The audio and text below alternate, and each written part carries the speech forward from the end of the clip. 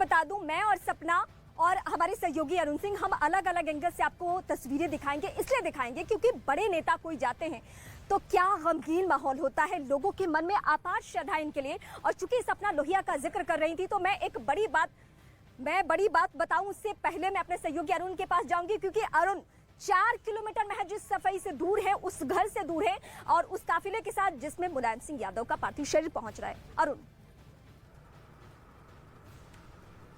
देखिए, सबसे पहले तो मैं आपको तस्वीरें दिखाता हूं। यहाँ पर देखिए डिंपल यादव की तस्वीरें हैं और इसके आगे की जो गाड़ी है इसमें अखिलेश यादव जो सूबे के पूर्व मुख्यमंत्री हैं और मुलायम सिंह यादव के बेटे हैं, उनकी ये गाड़ी है। इस गाड़ी में वो है और आगे जो एम्बुलेंस चल रही है उसमें मुलायम सिंह यादव का पार्थिव शरीर है। मैं आपको तस्वीरें अभी थोड़ी देर में दिखाता हूं कि अखिलेश यादव की ये गाड़ी है और अखिलेश यादव यहाँ पर मौजूद हैं। खुद मैदानता से लगातार साथ आ रहे हैं और जो मेरे बगल की गाड़ी है उसमें ये देखिए, ये अखिलेश यादव की तस्वीरें देखिए। ये अखिलेश यादव हैं, समाजवादी पार्टी के मुखिया हैं, राष्ट्रीय अध्यक्ष हैं। समाजवादी पार्टी के संरक्षक मुलायम सिंह यादव के पार्थिव शरीर को लेकर के जा रहे हैं। सैफई उसी अपने गांव में जा रहे हैं जहां की मिट्टी में मुलायम सिंह यादव खेले पढ़े बढ़े हुए और उसके बाद सूबे के बाद पूरे देश की सियासत में एक अलग रंग, एक सियासत का उन्होंने दिखाया। किस तरह से वो अखाड़े से निकलकर देश की सियासी मैदान में उन्होंने कितने लोगों को पटखनी दी, कितनी सियासी चालें उन्होंने ऐसी चली जिसका जवाब उनके राजनीतिक विरोधियों के पास कई बार नहीं होता था।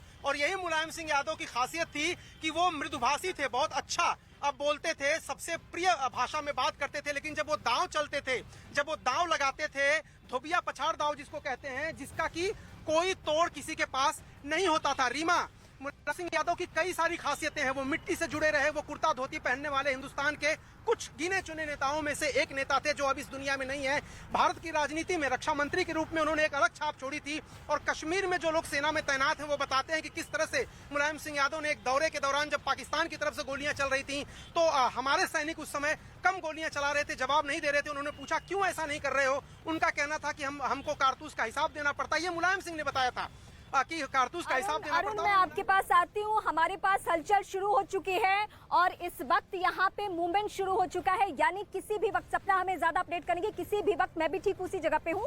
एम्बुलेंस यहीं पे पहुंचना है और ये जो हजारों की तादाद में जो लोग पहुंचे हुए अपनी भावनाएं लिए हुए, वो एक झलक पा सकेंगे। सपना, बिल्कुल, देखिए यूं हमें लगा था कि अभी धीरे धीरे देखिए काफिला आगे बढ़ना शुरू हो रहा है, अब जिसके पीछे अरुण भी हैं और अरुण खास बातों का जिक्र कर रहे हैं। मूवमेंट यहाँ पर शुरू हो चुका है। जो आम कार्यकर्ता है उनको साइड में कर दिया गया ताकि किसी भी तरीके से जब एम्बुलेंस अंदर आए तो उसमें किसी तरीके की दिक्कत का सामना न करना पड़े। कमांडोज ने अपनी जगह ले ली है, इसी के साथ में जो यहाँ की लोकल पुलिस है वो भी तैनात है, जिसका जिक्र देखिए अरुण भी कर रहे थे। बड़ी बातें अरुण सामने रख रहे थे। रक्षा मंत्री के तौर पर उनका एक बड़ा फैसला मैं आपको बताऊं रीमा, आज जब आप देखते हैं कि शहीदों का पार्थिव शरीर उनके गाँव, उनके घरों तक पहुंचता है, ये अगर किसी की पहल थी तो वो जब रक्षा मंत्री थे मुलायम सिंह यादव, ये उन्हीं का काम था, उनके द्वारा ही शुरू की गई एक योजना थी जो आज भी हम देखते हैं कि जब शहीद अपने गांव घर तक पहुंच जाता है। और जिसका जिक्र अरुण के पास एक बार फिर जाती हूँ। अरुण, आपके साथ वो तस्वीरें भी हैं, परिवार के लोग भी हैं, लेकिन आज लालू प्रसाद यादव का एक वाकये का मैं जिक्र करना चाहूंगी अपने दर्शकों के सामने, क्योंकि जब मुलायम सिंह यादव की चर्चा हो रही थी तो कर्पूरी ठाकुर को याद किया जा रहा था, जो बिहार की सियासत में गुदड़ी के लाल कहे जाते थे। यहाँ मिट्टी की चर्चा हो रही है कि वो मिट्टी से जुड़े हुए इंसान आज मिट्टी में मिल जा रहे हैं इसे सफाई में आके, और एक पहलवान को मिट्टी से कितना लगाव हो सकता है। लेकिन लालू प्रसाद के जिस वाक्य का मैं जिक्र करना चाहती हूँ कि अपनी पार्टी के अधिवेशन में खड़े होकर लालू प्रसाद कहते हैं मुलायम सिंह अमर रहे, समाजवाद जिंदाबाद। ये कमाया है मुलायम सिंह यादव ने। अरुण, देखिए, लालू प्रसाद यादव और मुलायम सिंह यादव एक समय एक दूसरे के प्रतियोगी भी थे और एक समय एक दूसरे से कंपटीशन भी चलता था, प्रतिस्पर्धी भी थे।